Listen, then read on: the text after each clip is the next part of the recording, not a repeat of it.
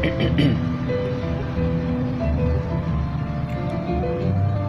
จริญสุข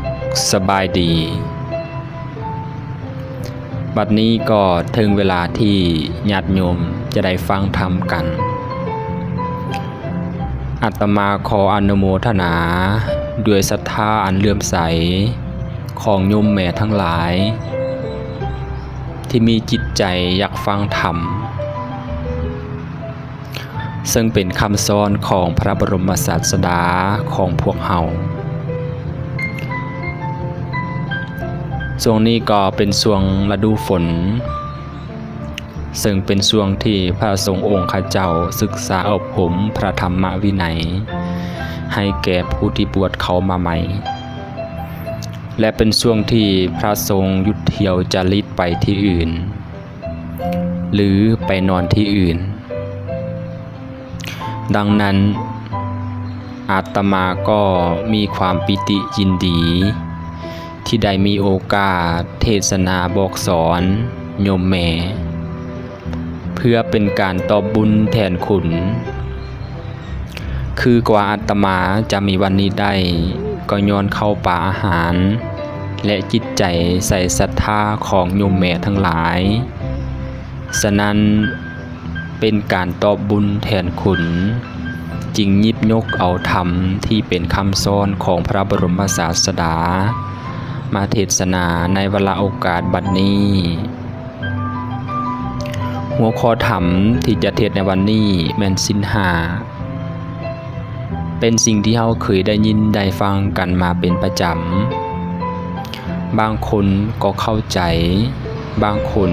ก็ยังบ่ทันเข้าใจก็มีเพราะฉะนั้นเฮามาวิเคราะห์นำกันว่ามีหยังแด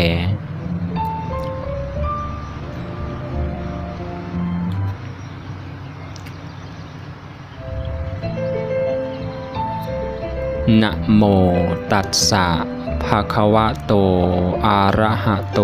สัมมาสัมพุทธัสสะนะโมตัสสะภะคะวะโตอะระหะโตสัมมาสัมพุทธัสสะนะโมตัสสะภะคะวะโตอะระหะโตสัมมาสัมพุทธัสสะนะโมตัสสะ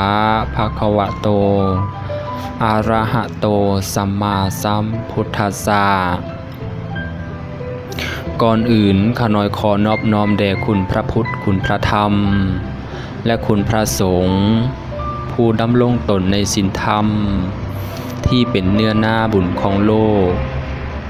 คอยเจริญพรพ่อแม่ออกตนญาติโยมผู้ใฝ่ในธรรมศรัทธาในการกุศลทั้งหลาย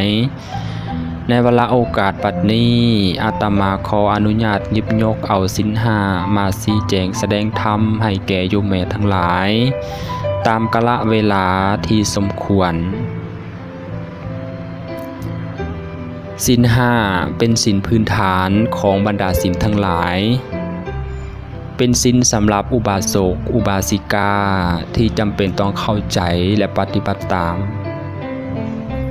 เพื่อเป็นช่องทางให้ได้เข้าถึงพระธรรมของพระบรมศาสดาเพราะศีลเป็นข้อห้ามบ่ให้มวลมนุษย์ล่วงเกินในสิ่งที่เป็นอกุศลเมื่อมนุษย์ได้เข้าถึงพระธรรมก็ได้โอกาสเข้าเฝ้าหรือพบเห็นพระศาสดาในศาสนานั้นๆบัดนี้ก่อนจะเข้าถึงเนื้อหาของศีลห้าเฮาหมายใจแยกระหว่างศีลกับพระธรรมมันมีความแตกต่างกันคือแนวใดคำว่าศีลแม่นหมายถึงข้อห้ามบ่ให้เฮ็ดบ่ให้กระทำในสิ่งนั้น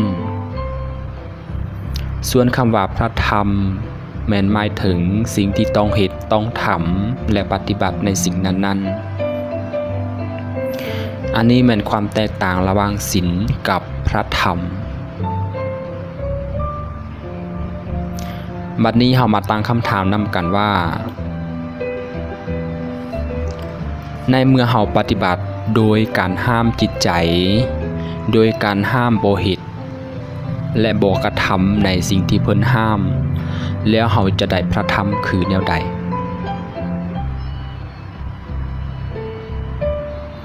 ก่อนอื่นเฮามาเริ่มจากข้อที่1คือปานาติปาตาเวรมณีสิกขาปะทังสมาธิยามิซึ่งแปลว่าห้ามบ่ให้เบียดเบียนซึ่งกันและกันบางคนเข้าใจเพียงแต่ว่าห้ามบ่ให้ฆ่าสัตว์จึงเกิดการทะเลาะวิวาทกันตีกันในคนบางกลุ่มบางพวกจริงๆแล้วมันแบ่งออกเป็น2ประเด็นคือทางด้านทางกายและทางด้านจิตใจการเบียดเบียนกันทางด้านทางกายก็คือเหตุให้ร่างกายเจ็บปวดทรมานที่เป็นระบบภายนอกอันนี้แม่นพระพุทธเจ้าห้ามบ่ให้มวลมนุษย์ทำลายกันด้วยวิธีการต่างๆที่เฮ็ดให้เจ็บปวดทางด้านทางกายเลือดออกบาดแผลและต่างๆทางด้านจิตใจหมายถึงการทำลายกันทางด้านจิตใจก็คือด้วยคำเว้าคำหวาด้วยวาจาที่เฮาเว้าออกไปแล้วเฮ็ดให้คนอื่นเจ็บปวดทรมานทางด้านจิตใจบ่สบายใจอันนี้แม่นการเบียดเบียนกันทางด้านจิตใจในเมื่อเฮาปฏิบัติได้โดยการบ่เบียดเบียนโดยการบ่ทำลายกันทางด้านร่างกายและจิตใจเฮาจะได้พระธรรมคือความเมตตากรุณาอันนี้คือพระธรรมที่เฮาปฏิบัติโดยการห้ามโดยการบ่เฮ็ดบ่เบียดเบียนซึ่งกันและกันบ่ว่าจะเป็นทางด้านจิตใจและร่างกายเฮาจะได้พระธรรมคือความเมตตากรุณาข้อที่2อาทินนาทานาเวรมณีสิกขาปะทังสมาธิยามิซึ่งแปลว่าห้ามบ่ให้ลักทรัพย์ห้ามบ่ให้เอาของคนอื่นโดยที่บ่ได้รับอนุญาตในเมื่อเฮาปฏิบัติโดยที่บ่ลักบ่ขโมยเอาของทรัพย์สินของคนอื่นมาเป็นของตนเองโดยที่เขาบ่ได้รับอนุญาตเฮาจะได้พระธรรมคือรู้จักการให้และการแบ่งปันข้อที่3กาเมสุวิสาจราเวรมณีสิกขาปะทังสมาธิยามิซึ่งแปลว่าห้ามบ่ให้ประพฤติผิดในกามก็คือนอกใจคู่ครองของตนลิ้นสู้สู่เมียฐานลิ้นหานน้อยหานใหญ่ลิ้นสาวเล็กสาวน้อยหรือบ่าวทั้งที่เฮามีคู่ครองอยู่แล้วนี่แม่นเพิ่นห้ามบ่ให้เฮาเฮ็ดถ้าเฮาปฏิบัติได้ตามที่เพิ่นห้ามแล้วเฮาจะได้พระธรรมคือความสันโดษก็คือความพึงพอใจในคู่ครองของตนอันนี้คือเฮาได้พระธรรมจากการที่เฮาปฏิบัติข้อที่4มุสาวาทาเวรมณีสิกขาปะทังสมาธิยามิซึ่งแปลว่าห้ามบ่ให้เว้าขี้ตัวหลอกลวงกันในข้อนี้แบ่งออกเป็น2ประเด็นคือกันเช่นการเว้าที่บ่สุภาพการเว้าที่บ่มีมูลความจริงเพราะว่าสิ้นข้อนี้แม่นเว้าเกี่ยวกับการเว้าที่เฮาเว้าออกจากปากเพราะฉะนั้นในการที่เฮาเว้าบ่เป็นความจริงหรือเว้าบ่สุภาพอ่อนโยนก็ถือว่าจัดในศีลข้อที่มุสาวาทาเช่นเดียวกันคือฐานนักปราชญ์คือฐานนักปรัชญาโซเกติสคนประเทศอังกฤษเพิ่นได้ให้นิยามเกี่ยวกับการเว้าว่าก่อนคำเว้าจะหลุดออกจากปากให้ระลึกถึง3อย่างถ้าหากอยู่ใน3อย่างข้อใดข้อหนึ่งจึงค่อยเว้า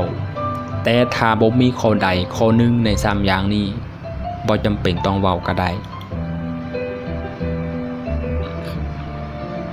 ใน3อย่างนั้นมีอย่างใดอันที่ สิ่งที่จะเว้านั้นมันเป็นความจริงบ่แน่ใจละบ่ว่าเป็นความจริงอันที่สองสิ่งจะเว้านั้นมันเป็นความดีบ่มันเป็นความดีแก่ตนเองและสังคมบ่ข้อที่สามสิ่งที่จะเว้านั้นมันมีประโยชน์บ่มันมีประโยชน์แก่ตนเองและสังคมบ่อันนี้คือ3อย่างก่อนคำเว้าจะหลุดออกจากปากนี่มันนักปรัชญาทานโซเครติสคนประเทศอังกฤษเพิ่นได้ให้นิยามเกี่ยวกับก่อนคำเว้าจะหลุดออกจากปากเมื่ออาตมาได้ฟังแล้วก็รู้สึกประทับใจกับ3อย่างนี้ก็เลยมาเล่าให้ฟังหวังว่าคงจะเป็นประโยชน์แก่ท่านผู้ฟังในปัจจุบันบ่หลายก็น้อยเมื่อเราปฏิบัติในการเว้าความจริงเว้าคำสุภาพแล้วเราจะได้พระธรรมคือสัมมาวาจาก็คือความจริงวันนี้มาเว้าถึงข้อสุดท้ายข้อที่5สุราเมรยะมัสสะปมาทฐานาเวรมณีสิกขาปะทังสมาธิยามิ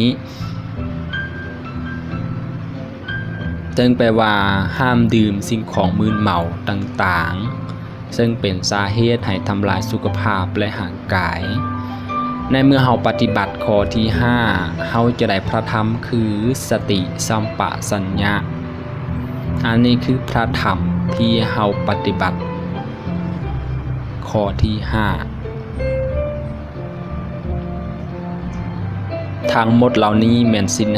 5ที่เอามาชี้แจงให้เข้าใจแบบง่ายๆในเมื่อเฮาปฏิบัติศีลเฮาจะได้พระธรรมคือแนวใดในแต่ละข้อนั้นคือแนวใดเนาะข้อที่1อันนี้เฮามาทวนคือข้อที่1เฮาปฏิบัติได้ข้อที่1โดยการบ่เบียดเบียนเฮาจะได้พระธรรมคือความเมตตากรุณาข้อที่2เฮาปฏิบัติได้โดยการบ่ลักทรัพย์เฮาจะได้พระธรรมคือรู้จักการให้และการแบ่งปันข้อที่3เฮาปฏิบัติโดยการบ่ประพฤติผิดในกามการบ่นอกใจคู่ครองของตนเฮาจะได้พระธรรมคือความสันโดษหรือความพึงพอใจในคู่ครองของตน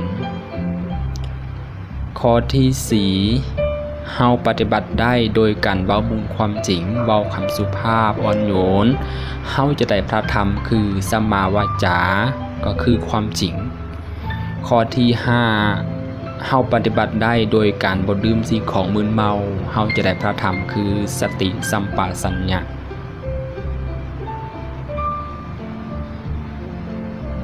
อันนี้แม่นเฮาปฏิบัติศีลแล้วเฮาจะได้พระธรรมคือแนวนั้นมาฮอดนี้ก็เห็นว่าสมควรแก่เวลาอาตมาขออวยพรใส่ให้โยมแม่ทั้งหลาย